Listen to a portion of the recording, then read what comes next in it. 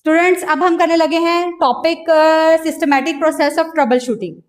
क्या trouble shooting का कैसे प्रोसेस करते हैं। वैसे तो ये एक लॉन्ग क्वेश्चन है, बट इसके 50-50% चांसेस हैं आने के। जैसे कि स्कीम जो है ना, बस आप उसको फॉलो करें तो ये इसमें से कोई एक आधा शॉर्ट आ सकता है, लॉन्ग मुश्किल है कि आए।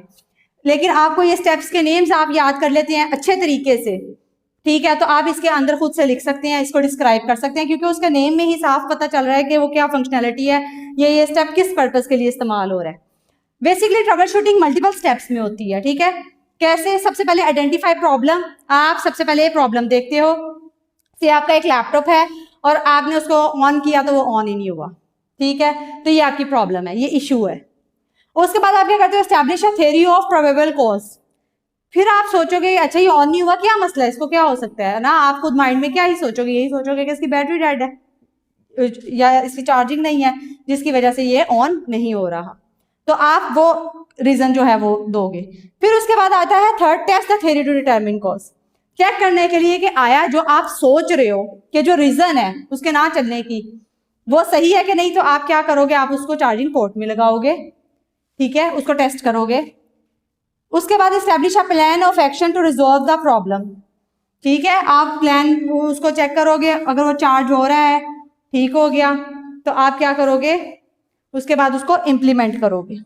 इम्प्लीमेंट करोगे कैसे करोगे? आप उसको चार्जिंग पे लगा के छोड़ दोगे कि वो फुल चार्ज हो जाए। ये वाला प्लान ऑफ एक्शन कब होगा? अगर रीजन वही है, टेस्ट द थियरी, अगर रीजन आपकी सही साबित हो गई है टेस्ट में। अगर गलत हो गई है, ये स्टेप दोबारा से फिर आप दोहराओगे, चेक करोगे नहीं जी आपने चार्जिंग पोर्ट में लगाया से वो ऑन नहीं हुआ, ठीक है, टेस्ट जो है वो फेल हो गया, आंसर वही नहीं आया, मतलब उसने चार्जिंग बैटरी डेड। आप देख सकते हो कुछ और भी हो सकता है। क्या हो सकता है? हो सकता है कि उसमें कोई हार्डवेयर इशू हो, ठीक है, बैटरी कंप्लीटली डेड होगी हो, बिल्कुल खत्म होगी हो, वो चार्ज रिचार्ज भी ना हो सकती हो, ये इशू भी हो सकता है, ठीक है। अगर अभी हम उस सिनेरियो को कंसिडर कर रहे हैं और आप भी एग्जाम्पल में कोशिश करें, इसी को कंसिडर करें कि जो है आपके उसकी पावर चार्जिंग जो है वो बैटरी डेड है, ठीक है। अच्छा जी, आपने पावर केबल अटैच की, अच्छा ये भी हो सकता है, माइट भी पॉसिबल वो बैटरी भी डेड है और आपकी पावर केबल भी ब्रेक हो सकती है कहीं से। अच्छा जी, उसके बाद आपने इम्प्लीमेंट द सोल्यूशन में क्या करना है? उसको चार्जिंग पे लगा के आप छोड़ दोगे, वो फुल चार्ज हो जाए। उसके बाद फिर क्या करोगे? जब आपको लगेगा चार्जिंग हो जाएगी, आप उसको ऑन करोगे, चेक करोगे वो प्रॉपर वर्क कर रहा है, सारा कुछ सही है, ठीक है जी, ओके है, डन है, तो इट मीन्स कि आपका रिजोल्व हो गया। एंड में डॉक्यूमेंट फाइंडिंग्स एक्शन। अच्छा, ये आपको लग रहा है ना इतनी छोटे से काम के लिए जी इतने स्टेप्स, ये मैं आपको सिर्फ एक बुक्स में भी जो दी जाती है जैसे एक एग्जांपल्स होती हैं, ठीक है, आसान, ताकि आप इजीली इसको समझ सको। जब कोई बहुत बड़ा फॉल्ट आता है या कोई बहुत बड़ा सिस्टम डिजाइन किया होता है, तो उसमें जब कोई फॉल्ट आता है ना, तो वो काफी कॉम्प्लेक्स किस्म के फॉल्ट्स भी होते हैं, तो उसके लिए फिर ये आपको पूरा करके एंड में पेपर वर्क करना पड़ता है। आप डॉक्यूमेंटेशन करते हो कि ये इशू आ रहा था, प्रॉब्लम ये थी, फिर उसको ऐसे ऐसे हमने टेस्ट किया और वाकई है, कैसे पता चला या ये इशू नहीं था, फिर हमने दोबारा टेस्ट किया, ये किया, जो पूरा प्रोसीजर आपने जितने जितने एक्शंस किए, क्या किया आपने, उसको कोई फिजिकली चीज कोई हार्डवेयर चेंज होना था वो चेंज करवाया, रैम को कोई मसला हो गया, ठीक है, रैम कोलैप्स कर गई थी या कुछ भी, या विंडोज का जो है वो करप्ट हो गई थी, सॉफ्टवेयर इशू था कोई, तो इस तरह से क्या होगा, आप उसको डिटेक्ट करके वो सारे एक डॉक्यूमेंट्स की फॉर्म में लिखोगे और फिर हमने जी ऐसे ऐसे उसको रिजॉल्व किया और वो ठीक हो गया फॉर फ्यूचर यूज। कि कोई बहुत बड़ा सिस्टम हो, जब इस तरह लिख लोगे वो जब बुकलेट की फॉर्म में आ जाएगा, दोबारा कभी कोई इशू होगा तो क्या होगा कि आप वहां से हेल्प ले सकोगे कि हाँ भाई उस वक्त क्या किया था हमने, या इस तरह का इशू जो था कैसे।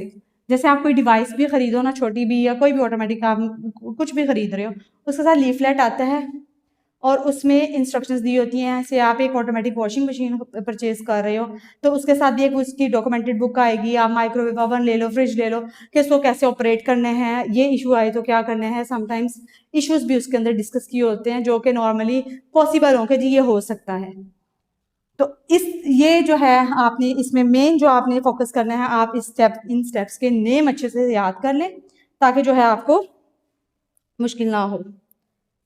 साथ ही आगे आप लोगों के पास टॉपिक है, पेज नंबर 38 पे स्टार्ट हो रहा है, importance of trouble shooting in computer systems. कि ट्रबल शूटिंग की इंपॉर्टेंस क्या है, इसके भी आपने क्या करनी है, जो मेन हेडिंग्स हैं वो अच्छे से देख लेनी है और ये आप जनरली खुद भी जो है इसको लिख सकते हो। Importance of trouble shooting.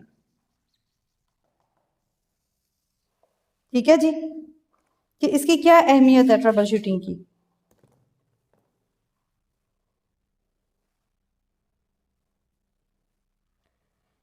Preventing down time,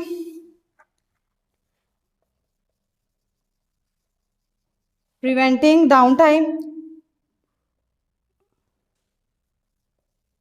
जो आपका टाइम वेस्ट होना है, ठीक है। Downtime occurs when a computer system is not operational. This can be very costly, especially in business that rely on their systems to operate efficiently. When a system is down, employees may not be able to work, leading to lost productivity and revenue. With the help of troubleshooting, we identify and resolve the system problems.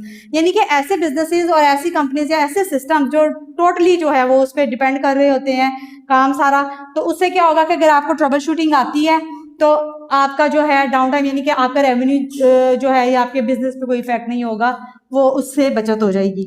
उसके बाद है जी ensuring data integrity, कि data नहीं lose होगा, accurate रहेगा, reliable रहेगा, ठीक है, आपका डाटा महफूज रहेगा।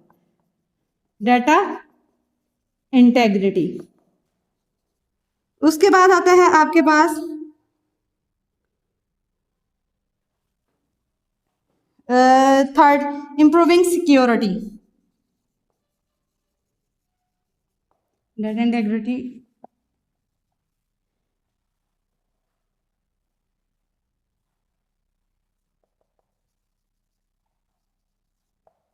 improving security.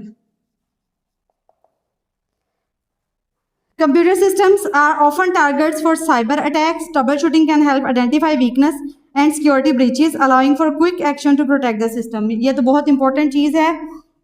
आजकल आप देखें कि ऑनलाइन कितने फ्रॉड्स होते हैं या ऑनलाइन जो है वायरसेस आ जाते हैं। आप कोई फाइल डाउनलोड करते हैं, उसके साथ कोई भी वो सिक्योरिटी ब्रीच हो सकती है, आपके पासवर्ड्स वगैरह या आपका इंपॉर्टेंट डाटा जो है वो स्टील किया जा सकता है, उसको साइबर क्राइम कहते हैं। जो भी ऑनलाइन इस तरह के काम हो रहे हो वो साइबर क्राइम में कंसिडर होते हैं। तो इससे ये होता है कि जब आप ट्रबल शूट करते हो ना, तो ऐसी चीज़ों को भी ट्रबल शूटिंग से गेट कर सकते हैं और आपका डाटा जो है वो महफूज रहता है। Extending equipment life, enhancing performance, enhance। अगर ट्रबल शूट करते रहते हो साथ साथ छोटी छोटी चीज़ों को साथ साथ जो डैमेज हुई हो, इसी तरह सॉफ्टवेयर का भी यही होता है। जैसे हार्डवेयर का आप कोई चीज़ उसमें डैमेज है, आप उसको जल्दी ठीक कर लेते हो, या आपके पास एक गाड़ी है, उसकी छोटी मोटे काम जो है आप साथ साथ कराते रहते हो तो वो मेंटेन रहती है और उसकी लाइफ बढ़ जाती है, परफॉर्मेंस भी उसकी हमेशा अच्छी रहती है।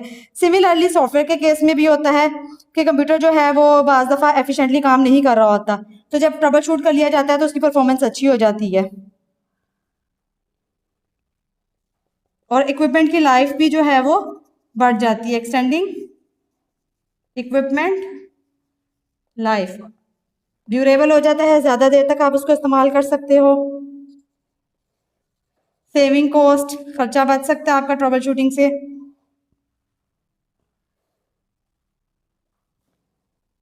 उसके बाद ठीक है, ये कुछ पॉइंट्स हैं। उसके बाद एक है आपके पास छोटा सा topic hardware, basic hardware related issues. Basic hardware से रिलेटेड क्या मसले हो सकते हैं। हार्डवेयर क्या होता है? फिजिकल जितने भी इक्विपमेंट्स या डिवाइसेस साथ कनेक्ट होती हैं कंप्यूटर के, वो हार्डवेयर कहलाती हैं, जिनको आप टच कर सकते हो। इश्यूज, केबल डिस्कनेक्शन, ये हो सकता है। सोल्यूशन क्या है कि आप केबल को टाई करें, अच्छे से ऑर्गेनाइज करें। ओवर हीटिंग हो सकती है, किसी पेरिफेरल डिवाइस का मसला हो सकता है कि उसके साथ से एक कीबोर्ड जो अटैच किया हुआ है आपने कंप्यूटर के वो ख़राब है या उसकी वायर जो है वो उसमें ब्रेक हो गई या कोई इशू है, तो इस वजह से भी वो काम ना कर रहा हो, या माउस आपका ख़राब हो, उसका कर्सर रिमूव कर रहा होता है समटाइम्स, तो वो कहते हैं पेरिफेरल डिवाइसेस जो साथ अटैच की होती हैं। ये सारा आपने ऑब्जेक्टिव में प्रिपेयर करना है।